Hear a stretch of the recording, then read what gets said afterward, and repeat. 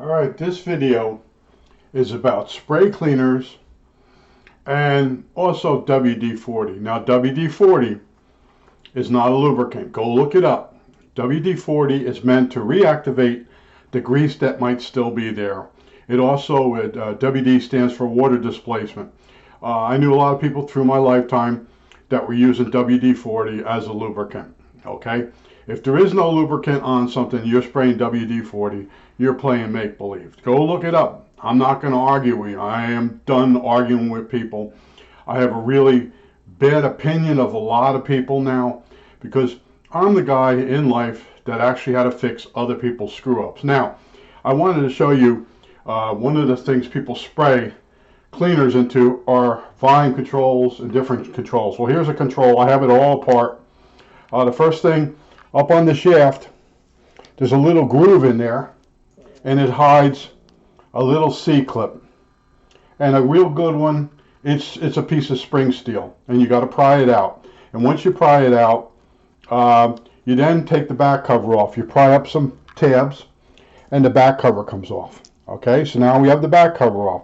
Now, if you look into this, you still can't see when you spray where it actually goes to. You actually have to take this apart, just like the transistor volume control I did. Okay, now here's this is the front bushing that the shaft rides on. Now let's get to the meat of this thing. Okay, in here, let me get my pointer. You have a ring. Okay, and this ring is the contact for the wiper signal. Okay, now this track is carbon. You spray this with anything, it's going to mess it up. Well, I do it all the time. I use a special spray. I won't mention the name of the companies. Okay, WD-40 is not a lubricant. These other sprays, oh, they come in different grades, blah, blah. Open one of these up and really look at what went wrong. Now, this pickup ring, over the years, it's made of like brass or copper. It gets oxidized. This one's not real bad, but they'll be jet black. And when you spray, the odds of you getting any cleaner on that is going to be minimal. Okay, because this guy is up against it, protecting it. Okay, well, I just sprayed it on and I worked the controller on it. It's all bullshit.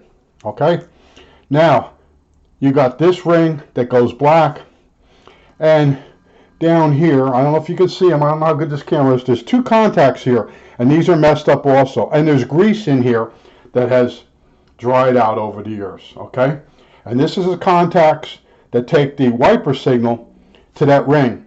Now, the wiper arms that travel on the carbon, they can be messed up also. Okay, on a brand new control that's been sitting in a warehouse for 20 years. Okay, you buy the control, and I showed you that transistor one, brand new, oxidized, and you spray cleaners in there and work it back and forth, yes, it will work. But what happens is the cleaners have an acid in them, and over a period of time, they make things worse. Just like eye drops.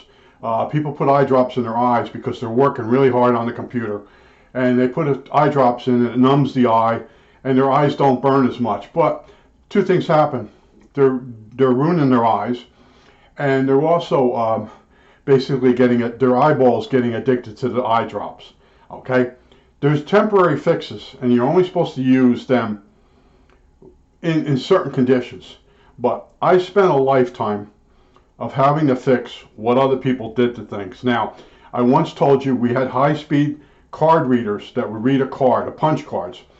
And when you open the manual up, the first page says after the machine has operated, say, 500 hours, you have to change these rollers. They glaze like a donut. And the guys out in the field wouldn't read the manual. They opened the cabinet up, and they would spray WD-40 over everything. And then it wouldn't work, and they sent it to me. And I had to take it all apart and clean it. And it was an 8-hour job, put it all back together, and then go on the top of the unit and change what they were supposed to have changed. So I have a real bitterness in life. Now, the other thing, too, what used to get my goat was, this is actually part of a elaborate TV decoder that I built years ago. These edge connectors, they're mostly gold plated on circuit boards, and we were in in tech school in Texas, and the teacher mentioned that, how to clean them. Not one person in that room was correct. Okay, now you're going to say, oh, that's just your opinion. No, because I was getting their boards back, and we were throwing them in the garbage. Okay, now you make sure you got the board face down in an area where you're not going to make a mess. Okay, you take yourself an ink eraser and you run it back and forth on the contacts. All right, I'm doing this in an area, I think, where I'm in the camera, I'm in the frame. All right, now what does eraser do? On gold, on copper, what does it actually do? It's like sandpaper, but it's much more milder, and you might be able to see the difference. I don't know on this camera here. Yeah, you see that shinier now? It only takes off the oxide. Now these other guys, I use sandpaper. Never use emery paper because it's got metal fibers and that'll get down in the computer. I was like, and I raised my hand and I started saying to them, look, don't clean the edge connectors. Send it back, we'll clean it. And I'm telling them how I do it. And they, we also had guys, oh, you recoat it with solder. They take an edge connector and they run a solder iron here, and both sides, they would plate it with solder. And that board, when it came in, it just got thrown out. And if you talk to them, they really thought they did the right thing. And the guy with the WD-40 inside the high-speed card reader, I called him up. He actually thought, oh, that's standard procedure. You just open it. The guy was delirious, okay? And I had to clean it. And then I told him about the rollers on the other side of the machine. You have to do 2 screws and this plastic cowling comes off. And there they are, and they're glazed. There were people that saw them glazed and didn't understand that they're supposed to be dull black rubber, not like glazed like a donut, okay? And you show them that, and like, what's wrong with that? And I'm like, you don't understand rollers? They don't, okay? And I was one of, I won't say I was the best technician in the world, but I was one of the guys everybody else came to. You got to help me. You got to help me. And when I had a problem, trust me, it was really hard, okay? But anyway, so where did all this come from? Okay, now, my dad and my uncle had a TV repair shop. And they used to use tuner cleaner on everything. They'd spray all the controls on every TV. The TV come in for a bad tube, and then they would go through it and spray the controls with tuner cleaner. They'd spray the tuner. One time they sprayed the front of the television set, the picture tube, which they thought was a picture tube, and they melted the safety screen on the TV. So they worked with toothpaste trying to fix it. Well, anyway, that's where I saw that. And I said to them, why are you, oh, what is it, like a tune-up? The picture gets better. No, it don't. Okay? What you basically did was you put some more problems into the TV. So in a few weeks, certain things are going to start going bad on it because you put a cleaner that has an acid into all the controls. Now, me and my father used to have fights over the tuner in the television set. He would turn the TV off, and he would spray the tuner with blue mist, I think it was called, or blue stuff, or whatever. It was blue something, and it would get worse. So when I worked in RCA, I had a guy in there, and his brother-in-law used to repair tuners, and he had all the stories of what people do to tuners. And I would take the tuner out of the TV set and give it to him. He'd give it to brother-in-law, and then he would bawl me out for using blue stuff on it. And it detunes coils. It really ruins a tuner. And when you spray it into the tuner, it's meant to go on the contacts, but people don't do that. They spray the entire tuner inside.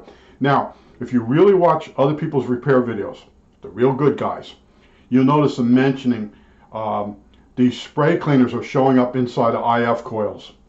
Okay, and I've been noticing that on some of the videos. And these are guys that they hang on the internet, different groups, and then they get the radio in, and one of the capacitors is leaky or open, and they go right away with the easiest fix is to spray everything.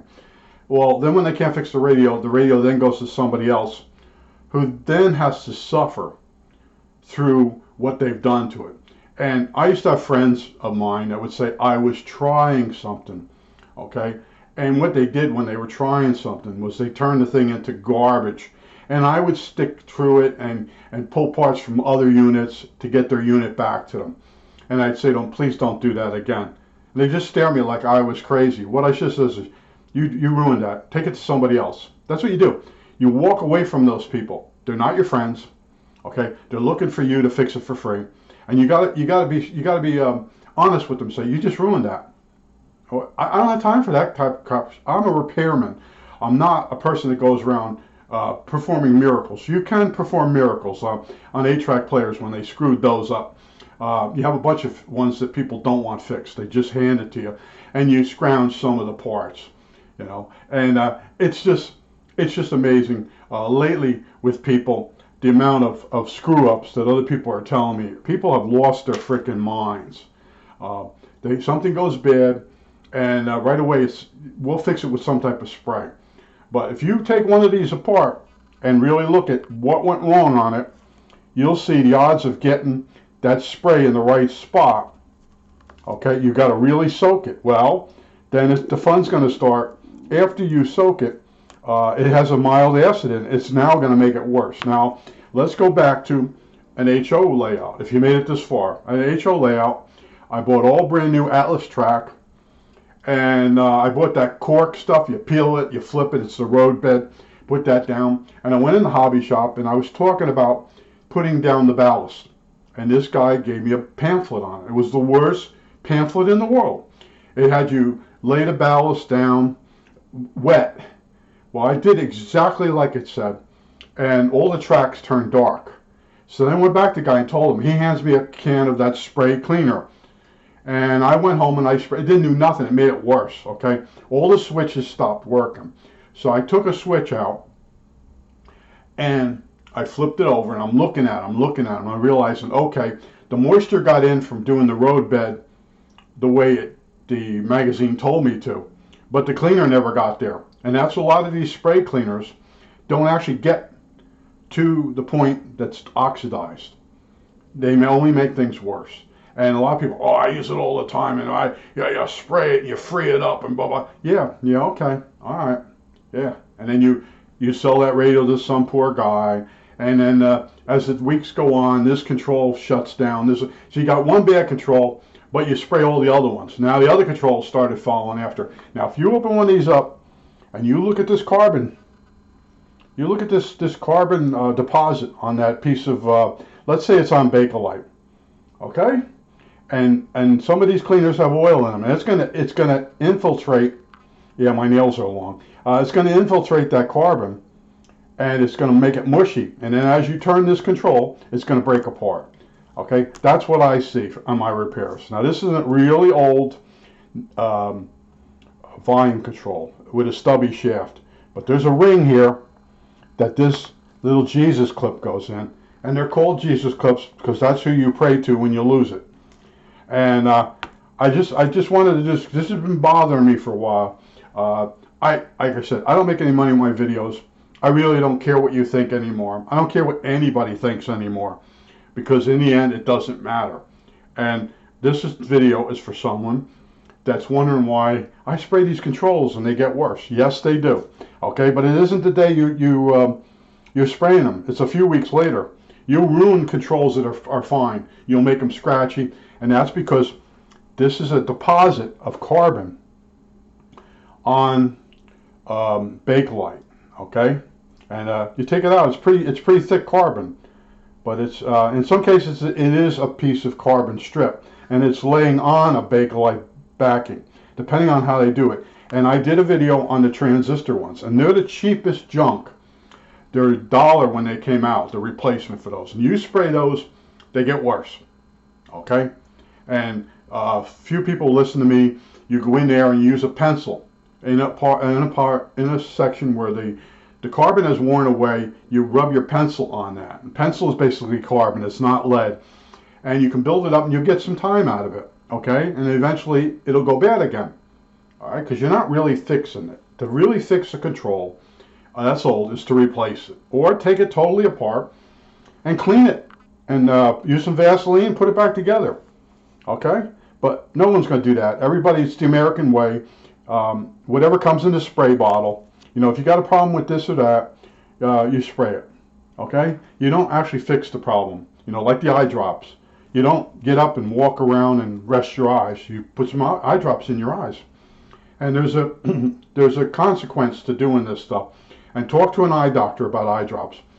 And someone will say they work. They do work. But if you overuse it, you'll have a problem with your eyes. Okay? And in a lot of cases, he's just going to sell you more stuff. He's not going to tell you the truth. Maybe you should take a break. Maybe you shouldn't be on the computer more than 20 minutes at a time. No, no. Just put these drops in your eyes and you'll be fine. And the same with these spray cleaners. And over my lifetime, I've had so many things that I was trying something, I just sprayed it. And they spray the stuff in the wrong place. So now when you turn the unit on, it's doing all kinds of oscillations and stuff. You just try to find something like that.